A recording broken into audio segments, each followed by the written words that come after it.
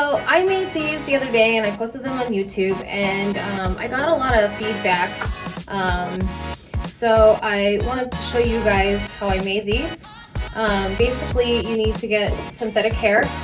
I got this from Amazon. It was only $13.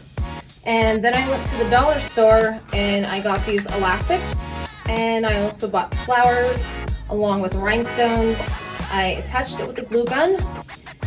Basically, you're going to have to take the rubber bands and you make a loop and you have to rubber band it all the way down. And you're going to make as many of these as you want if you want to get the full dread look.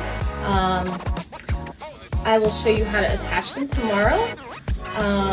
But this is basically step one. So this is going to take you a while, so be patient. And then when you attach them to your head, you are going to rubber band them even more to make them tight and have that dread look. Subscribe. I am going to have lots of videos on hair, makeup, skincare, essential oils, essential oil blends.